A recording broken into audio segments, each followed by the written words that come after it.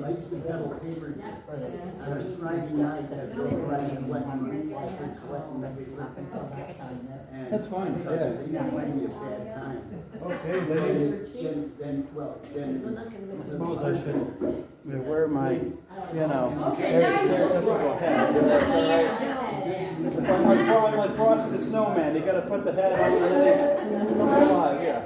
So. Now I know what he talks about. Indiana Jones. Exactly. Oh, yeah. Exactly. And I Be do. quiet. And I definitely dig around, and I like to dig around, and I go to different homes and places that if I'm invited, and I document places from top to bottom in our town, and like from the antebellum period in particular, and learn more about the very body of our town, where our town really comes from, the places that people lived and did business and so forth, and that's also a major focus of mine.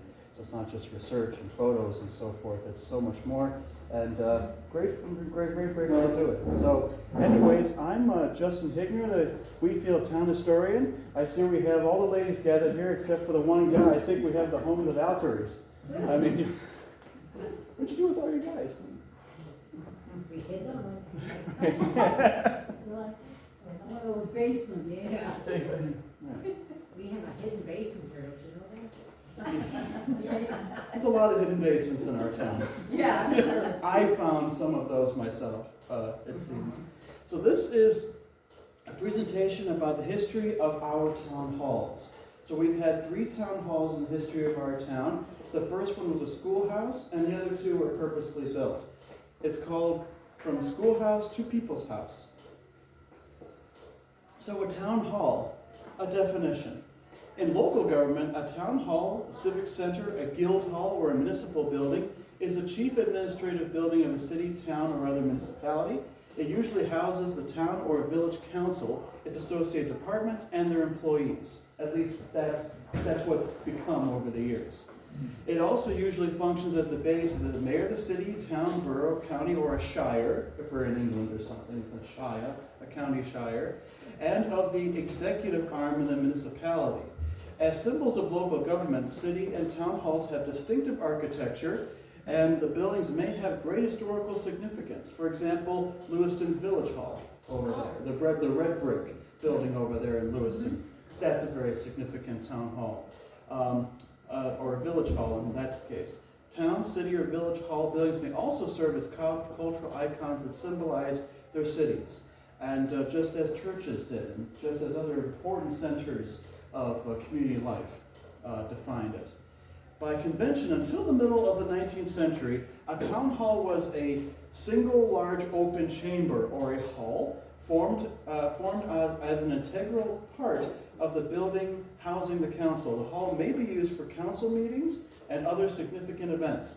The terms council chambers or municipal buildings or variants may be used locally in reference to a town hall if no such large hall is present within the building. So in other words, you make do. You make do. Because it didn't matter going back far enough where you necessarily met, at least at first.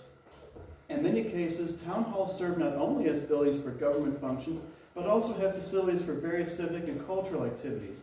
The former first floor of the current town hall actually was the first senior community center facility over there, and that preceded the later day community center that we have now, which was built in 2000. We'll get to that in a moment, though. So we're going to go past some of the other contextual stuff for the college campuses. We start to drill down on things like deliberative democracy and a social contract and other theories like that about social government. But that could be for another time. Now, this is a great example of an early town hall, though. The townhouse of Marlborough, Vermont, was built in 1822 to be used for town meetings, which had previously been held in private homes. So you would say, I'll meet at the home of the late Mildred. Okay. And they'd just go over there with whatever and sit on down and whatever. It is have a nice back and forth, and the town's justice would be down there. Sometimes you sit outside and you dispense a little bit of justice and some counseling or whatever. Whatever the church, the church did a lot of this too, absolutely. But, with civic government, you wanted to keep certain things. We're America, separation of church and state. So certain things need to be done there and certain things need to be done over here. And that kept things nice and orderly that way. So you can't have a town hall without the town itself. Well, the town of Wheatfield originally was founded in 1836. The name itself derives from commentaries which included the fact that the town was known as an excellent place for growing wheat.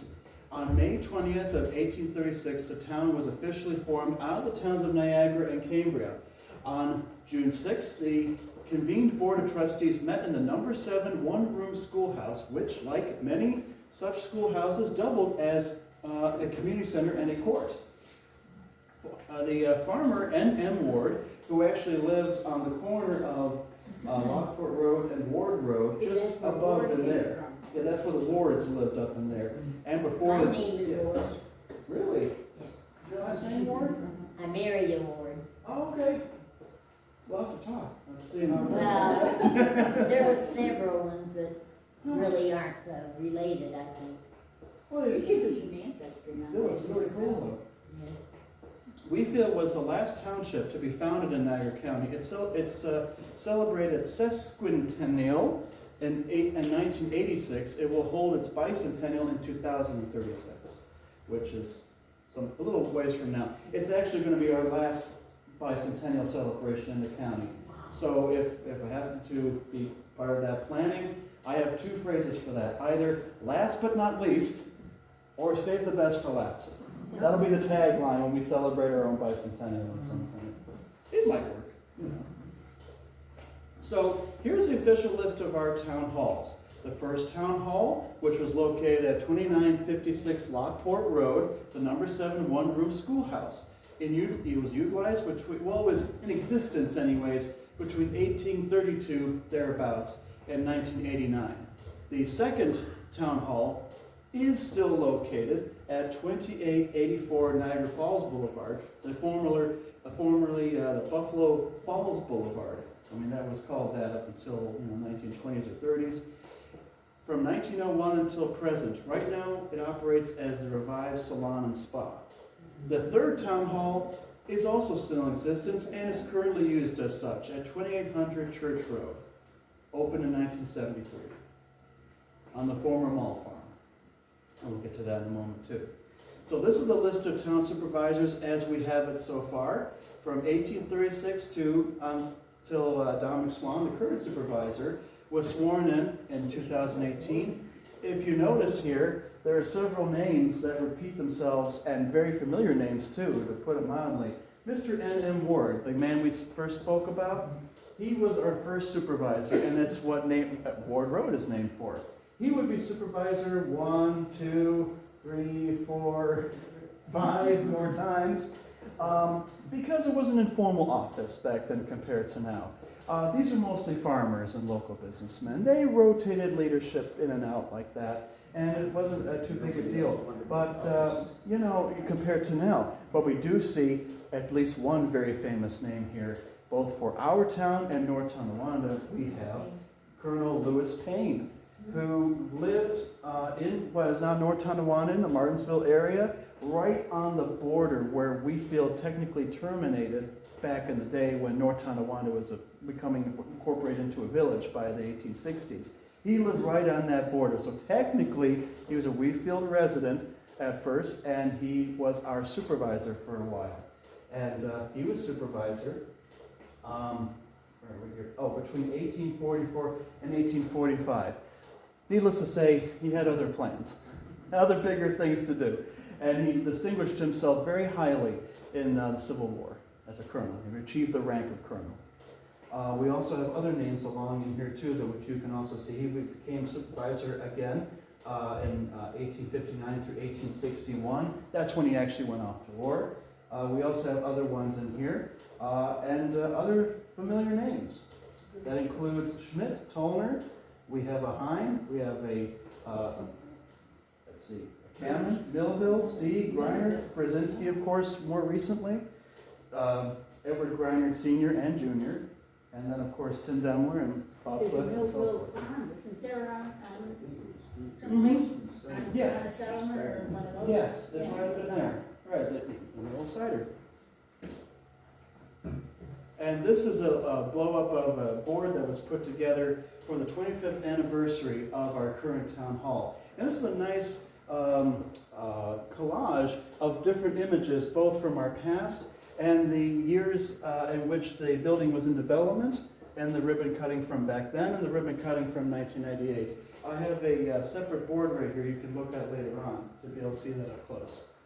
It's a timeline there.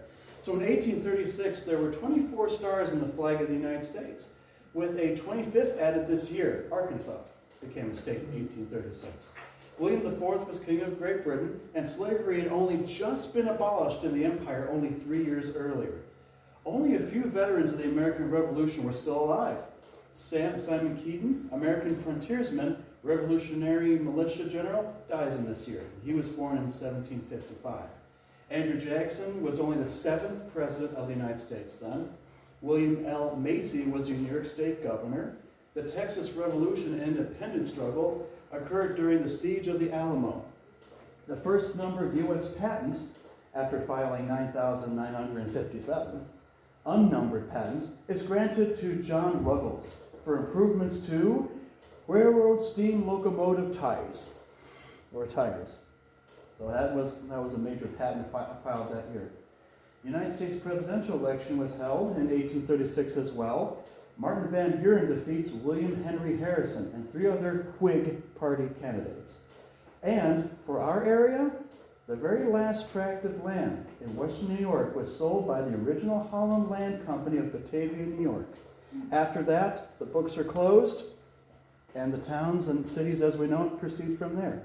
So the Holland Land Company closes in this year.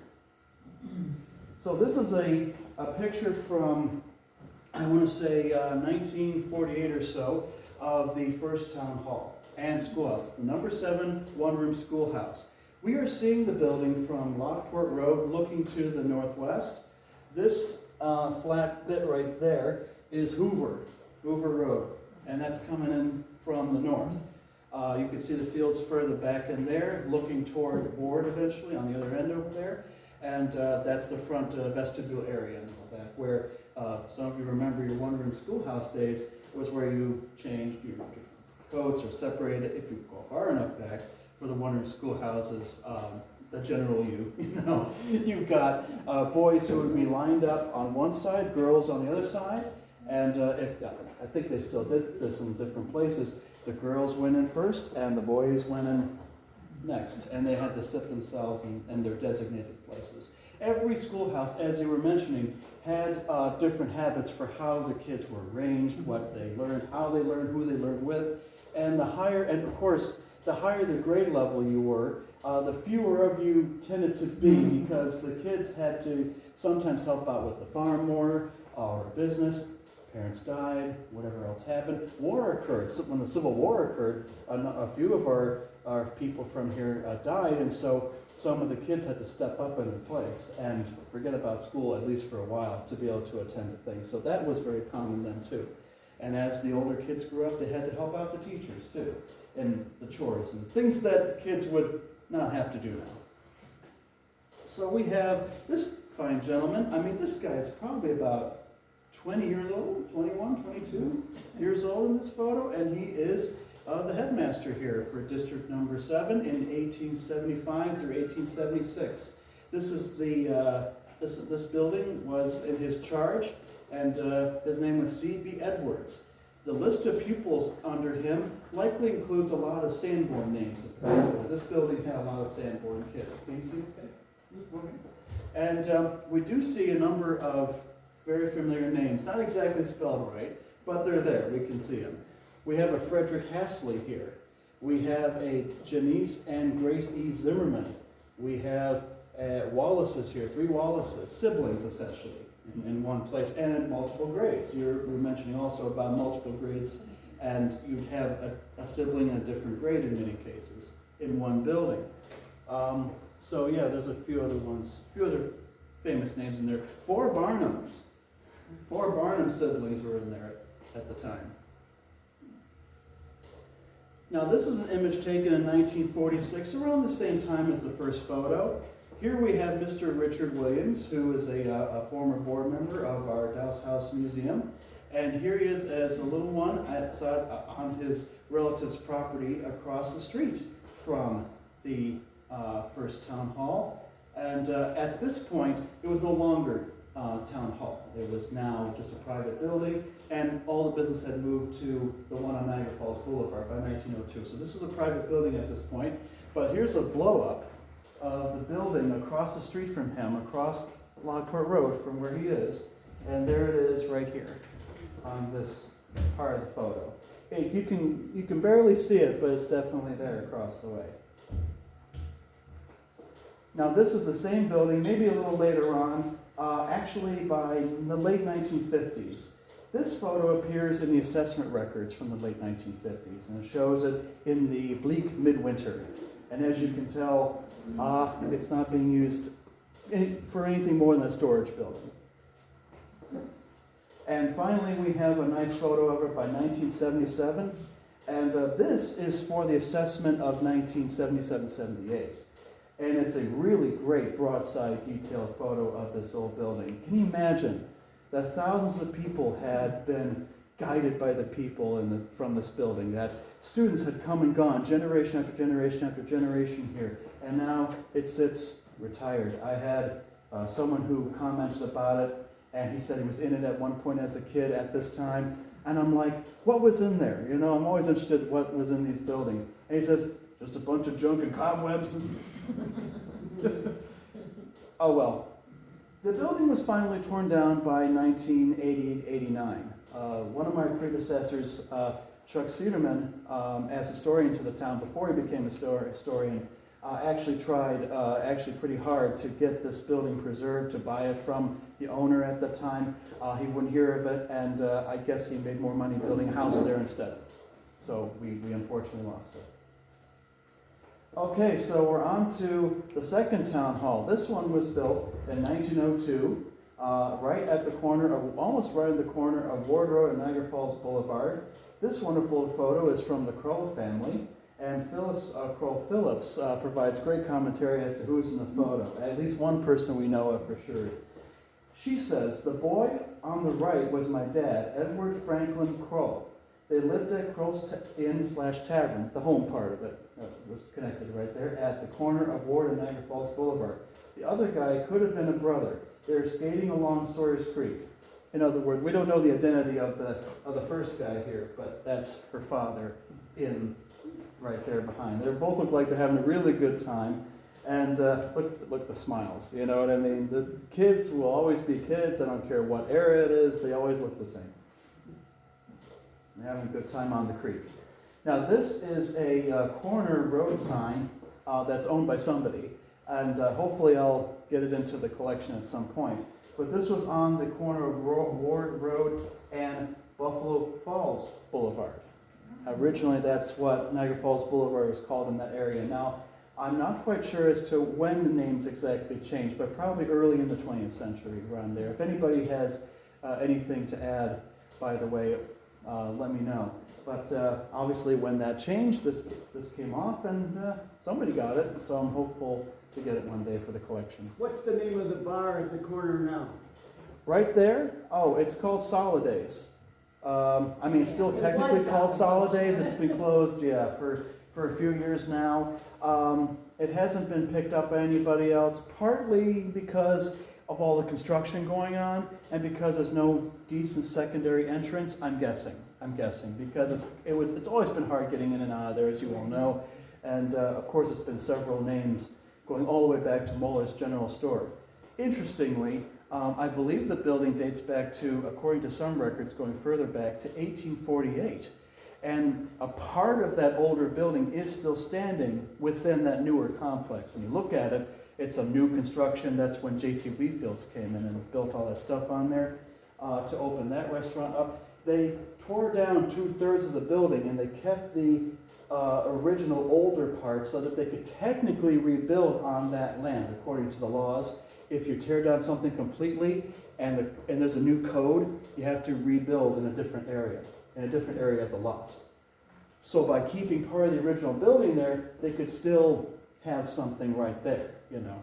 It's complicated, but that's how that worked. But because of that little loophole in the laws, we get to see a part of that much older building still right there.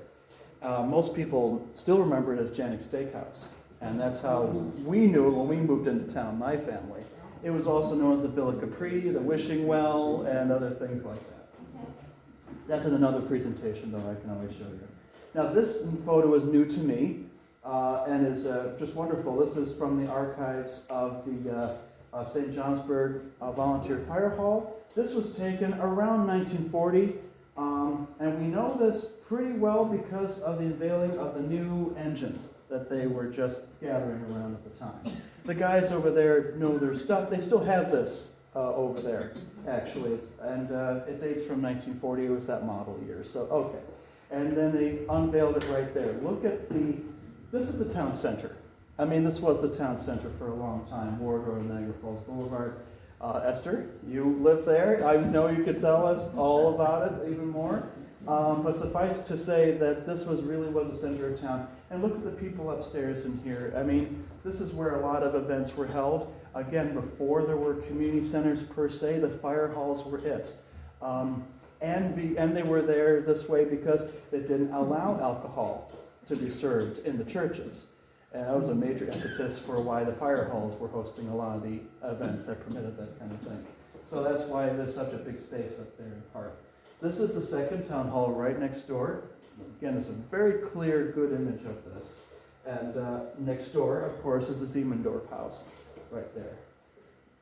Ahead of this, on this end, would have been Kroll's Tavern and Inn. Okay. All right, so this photo is of the building years later, by 1957. It's in the winter time, so a little bleak. It's not closed, it's just, it's winter and business is not going on for that day. But you can tell that wonderful sign up there again, saying Wheatfield Town Hall, good old-fashioned, simple system. Siemendorf house is over here, and associated buildings. Back here, though, you can tell that's a large garage. That was our first highway department garage system. Before we had a highway department, it was all, right behind right there. But as equipment got more numerous and bigger and so forth, they needed better facilities. So by the 1950s, we got our highway garage as we see it now. This is the town council in 1962, and a few of the faces you might recognize here, and I'll read off who they are. From left to right, sitting is Town Justice John Culver, Supervisor Stanley Brzezinski, in his starting his second term, he became supervisor in 1958. Town Justice Fred Lemke and Town Attorney Henry Schmidt. Pictured in the back row, left to right, is Councilman Richard Lemke, Councilman Martin DeVantier, and Town Clerk Winston Mull. Any questions, by the way? Any comments? Winston. Yeah. Indeed, yeah. That's cool. Yeah, yes, indeed. I've loved him. I know. He was my first oral history interview when I came over to him, and he had his blue parka on and everything. It looked great, and we had a wonderful conversation for about 2 hours. It was great. It was terrific. Yeah, he was the last member of this cast to be with us at the time, as you can kind of guess. But what a lineup. I think the one guy here is about to lose his seat. I don't know. If this guy here. Fred Lemke? Yeah, I believe so, He was yeah. my neighbor. Yeah, really, yeah? Yeah, they were friends. Yeah, he would live in the house next to you, yeah. Yeah, I'm about to do a post on that one. Now, this is 1972. This is shortly before the new town hall opened. This was taken mostly to be able to have something to hang up in the new town hall, referencing the current town board. It wasn't done yet, so they did it over here at the old town hall. Vernon Troyer is in here. Winston is right in the middle there. Diet Toner, she wasn't Furchin yet. She was the town clerk. Herman Beisch is in here. Mr. Jurla, I think that's Mr. Jurla here. Stanley Brzezinski, and of course, Jim Hoyer. Jim Beisch, isn't it? Herman Beisch, right? Okay, yes, thank you. And there was a Matt Jurla, wasn't there? Just trying to remember. Jim Horner. Yeah, of the crew that we have here today, Mr. Hoyer and Ms. Furchin is still with us. Now we have the actual article that I'm showing you right now on this screen, which you can take a closer look at later on. This is from 1958. Wheatfield prepares to enter a boom period. I mean, we were in an expansion period, and this is the beginning of the major growth spurt of the town at this time. Bell Aerospace had come, and there was a lot of change. And part of the economic growth is being reflected in this article right here. Here we have a great deal, well, most of the town council right there in the old chamber table upstairs. And we have the whole article here. You can even see on this too, the second or current highway garage, which had only just opened recently at this time. Fascinating article on the state of our town at that time. Now these photos were taken on the last day of official business at the second Wheatfield Town Hall. This was taken on August 6, 1973. I've worked on these photos to make them as good as possible so you can see what's going on. But look at the cramped space that we're seeing here. Look at the little wooden chairs. Look at the tables. That's the town board. I mean, that's how close to government everything was yet. But in 1973, the town was growing. The facilities were becoming very, very cramped, and they needed a newer facility. Stan Brzezinski, when he was up there in 1998 to help rededicate our third or current town hall in 1998, he was up on the podium and he said, yeah, when we have our town board meetings, people used to have to come right past us to go use the restroom and come back out. We'd hear the toilet flushes back there. It's very weird to have to hear that, and then they come back out. So obviously they needed a new place.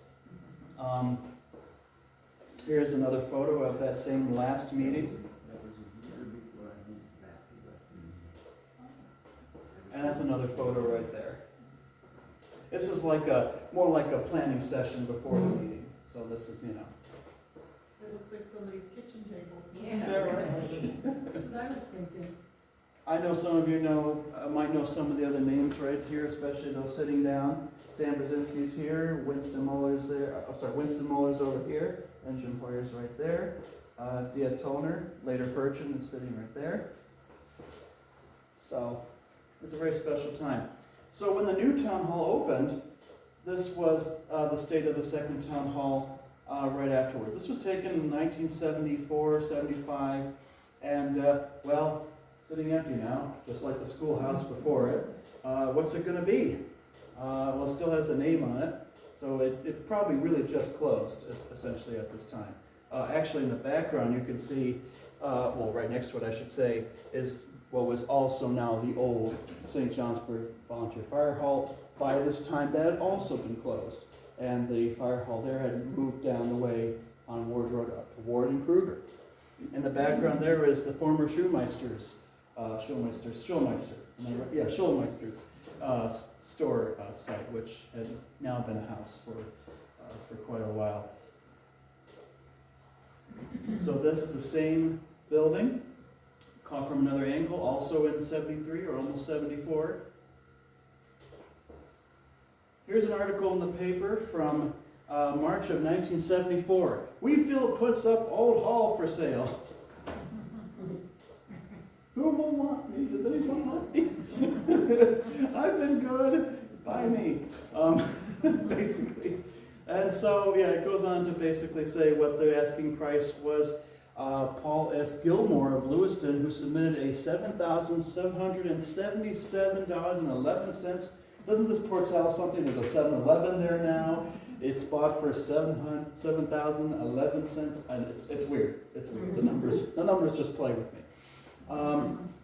Yeah, he's Polish. He says he lives in a 100-year-old structure at the time over in Lewiston, and he's partial to old structures. He also feels that the old building has business or residential possibilities.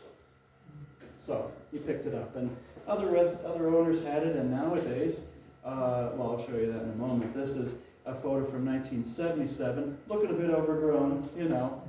And actually, the number on the bottom here, I sometimes post these photos online too from the 1977 reassessment. And the number at the bottom there is the lot's SBL number. And it's basically a code that's underneath the address itself.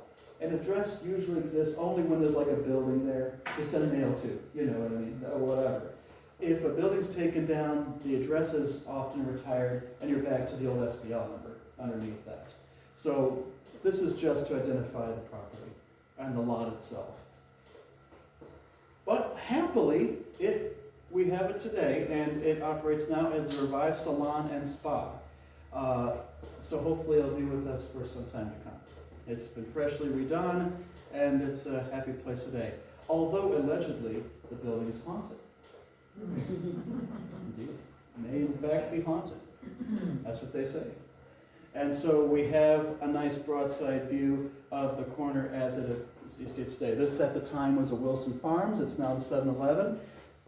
St. Johnsburg Volunteer Fire Hall became the Alder Creek Music Store. In that, it served for many more years as such. They closed off one of the garage doors to provide for the store space properly. And then we have the second town hall and the former Siemendorf house. Unfortunately, with its filigree removed, you know, the beautiful scroll work that was on the front porch. Luckily, I got a good couple of photos of it from the road before, in my early years, if you will, doing this, before they took the beautiful elegance off of there. So I got that on the record. So this is the general layout for, or the preliminary plan for the current town hall site. Now there were some ideas that were fished around about what else to include with the town hall.